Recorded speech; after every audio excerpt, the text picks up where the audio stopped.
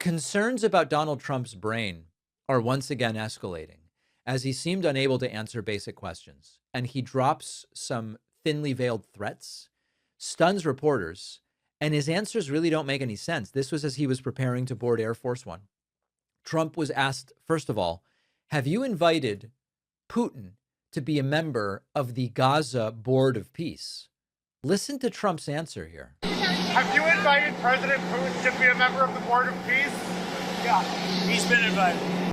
Yes, he has been invited.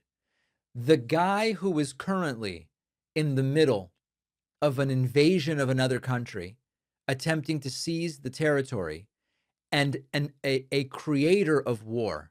The creator of war is being invited to be on the Gaza Peace Board. On what planet does that make sense? And then further, Trump was asked about Macron saying he will not join the Board of Peace.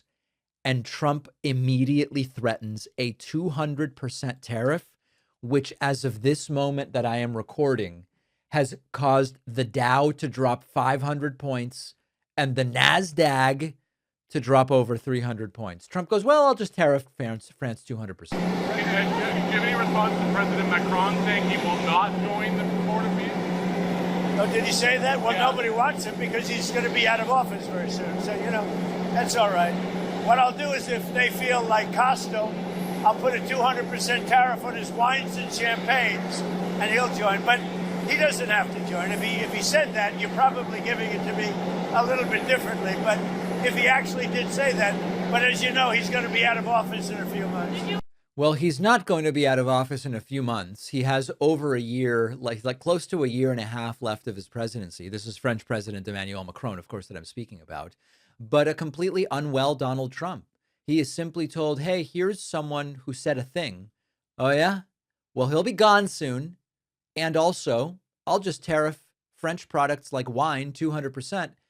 And Trump seems to recognize that that would be bad for Costco.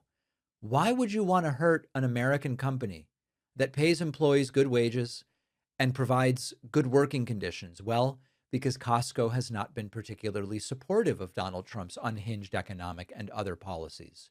A deeply unwell, feeble, addled guy who also said, I don't care about the Nobel Peace Prize. You know, Donnie boy, I'm struggling to believe that a little bit because you've been obsessing over it for months and you told Norway you might invade Greenland because they didn't give you the Nobel Prize. You know, letter that you wrote to Prime Minister saying that the Nobel Prize has influenced your thinking on Greenland? No, I don't care about the Nobel Prize. First of all, a very fine woman felt that I deserved it and really wanted me to have the Nobel Prize, and I appreciate that. If anybody thinks that Norway doesn't control the Nobel Prize, they're just kidding. They have a board, but it's controlled by Norway, and I don't care what Norway says. But I really don't care about that. What I care about is saving lives. And I think I've saved tens of millions of lives. If you look at India, Pakistan, just as won 2 nuclear powers, you look at so many of the countries that were in in some cases, a 35-year war, and I got it done. We stopped 8 wars and made... Trump says, I don't care about the Nobel Prize, even though he's been obsessing about it for, it's not even been months, it's been years that he's been obsessing over this thing because Obama got it. That's really what it's about. And I saved tens of millions of lives. What is he talking about? Does he even know the populations of some of the countries that are involved here? I assume he doesn't. I assume if you go, by the way, how many people live in Pakistan? I don't think he has any idea. Trump then, on the eve of the 1-year anniversary of the second term, as prices have gone up. Remember, Trump promised prices down. Down. Trump prices down. Prices are up. And Trump just says, oh, they're down. We fixed all of it. Everything's fixed. Mr. President, how do you feel about the first year of your second term?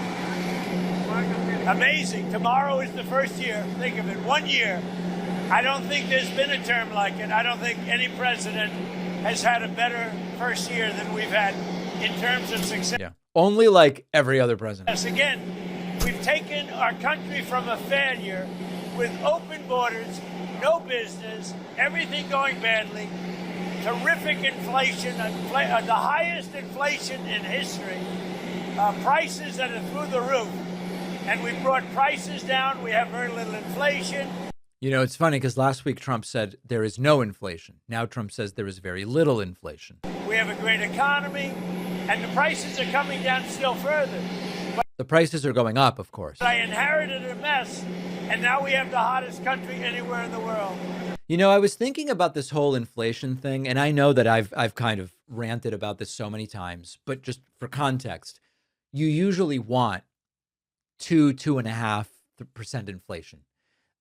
In standard economic thinking, which you can say, well, standard economic thinking is a disaster, but in standard economic thinking, that's kind of where your growth comes from. And the deflation that Trump has promised, meaning prices actually going down in nominal terms, deflation only would typically take place in pretty precarious economic situations, and it can include a deflationary spiral, stagflation, and other scenarios. I would love it, and I would respect it so much if a presidential candidate just said, listen, when prices go down, like actually down, it often is bad in a lot of ways. It's bad for businesses.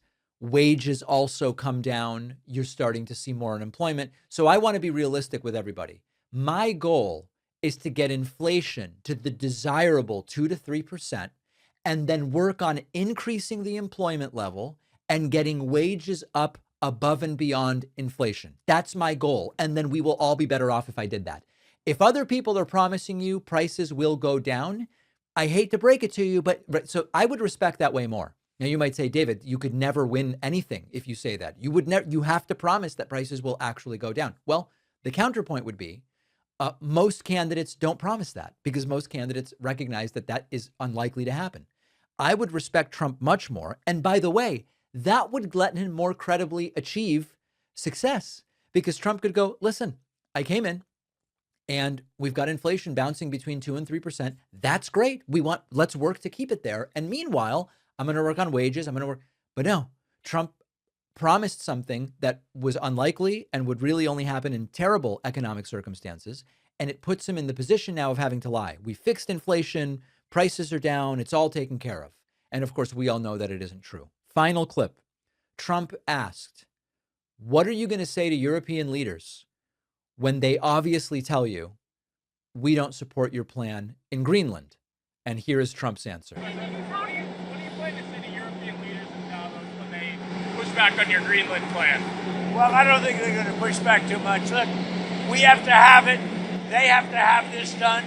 They can protect it. Denmark, they're wonderful people. And I know the leaders are very good people, but they don't even go there. And, you know, because a boat went there 500 years ago and then left, that doesn't give you title to property. So we'll be talking about it with the various people. We've had tremendous success, and I've done more for NATO than anybody else. I don't think you'd have NATO right now. I got them to go 5% and pay as opposed to 2% and not pay. I've done more than any other American president for NATO by far. Yeah, blah, blah, blah. But Trump is apparently flying to Switzerland under the pretense that European countries aren't going to have much of a problem with Trump saying, hey, you know what? Denmark's sovereignty over Greenland, I think we're going to do away with that by force. Yes, Mr. President, of course, go ahead and do that. I think Trump's up for a rude awakening in Switzerland, and I predict that he will lash out like a little kid. That's my prediction. After the break, the overnight meltdown is back. I do not have a cat myself, but if you spend any time around people who do, you know very quickly who is really in charge. And a couple of friends of mine have cats, and the cats are very picky about food. And for a long time, they assumed that's just normal. Then they switched to Smalls, and suddenly mealtime stopped being a daily standoff and a battle of wits and will. Because our sponsor Smalls is real food for cats. Their recipes are protein packed. They're made with preservative-free ingredients that you would actually recognize, no artificial fillers or mysterious items. It's fresh food delivered right to your door, tailored to your cat's preferences. One friend of mine even did the side-by-side test, and their cat immediately went for Smalls, which tells you a lot. It is also why Cats.com named Smalls the best overall cat food. And Forbes agreed. For a limited time, you'll get 60% off your first order plus free shipping when you head to smalls.com/Pakman. The link is in the description.